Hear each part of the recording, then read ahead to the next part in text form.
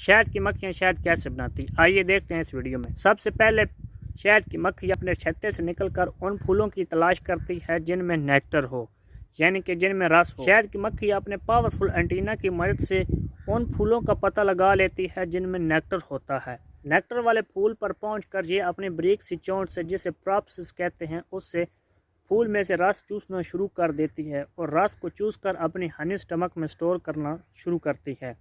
Honey stomach में store इसलिए करती है कि जब काम के दौरान इसे भूख लगे तो ये अपने अंदर एक वाल खोलकर अपनी भूख को मिटा लेती है। फूल से रस चूसने के बाद ये अपने छत्ते की तरफ रवां दवां हो जाती है और वहाँ पर इनसे जूनियर इनका इंतज़ार कर रही होती है। जूनियर का काम होता है कि सीनियर जब पहुँचे तो उससे उस रस को ले लेना। सीनियर अपने हनी स्टमक में से उस रस को निकाल कर जूनियर के मुंह में दे देती है और जूनियर का काम होता है कि उसको अपने मुंह में आधे घंटे तक रखना और उस आधे घंटे में उसके मुंह के अंदर एक प्रोसेस शुरू होता है में वो एक शुगर को 2 शुगर में कन्वर्ट करती है।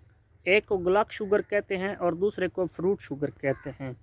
जब ये प्रोसेस मुकम्मल हो जाए तो उसके बाद ये उस वक्त तक एक दूसरे के मुंह में उस रस को देती रहती हैं जब तक कि 70% से लेकर 20% तक नमी में कमी ना हो जाए। और जब ये 20% तक कमी आ जाती है उस रस के अंदर तो उस वक्त ये उस रस को अपने मुंह से निकाल कर हेक्सागोना हनीकॉम्ब्स में डाल देती हैं और फिर काम शुरू होता है उस रस को पकाना। ये अपने परों से गर्म हवा देती हैं उस रस को और जब ये शहद पक जाता है तो ये ऑटोमेटिक तरीके से उसके ऊपर मोम से उसे एयर टाइट बंद कर देती हैं, यानी कि उसके अंदर ना हवा जा सके ना कुछ उसके अंदर से बाहर आ सके। उम्मीद है जब आप अगली दफ़ा शहद से बनी कोई चीज़ खाएंगे तो आपको ये प्रोसेस याद आएगा कि छोटी छोटी मक्खियाँ कितनी मेहनत करके एक शहद बनाती हैं। अगर ये वीडियो आपको पसंद आई है तो इसे अपने दोस्तों के साथ लाजमी शेयर करें। शुक्रिया।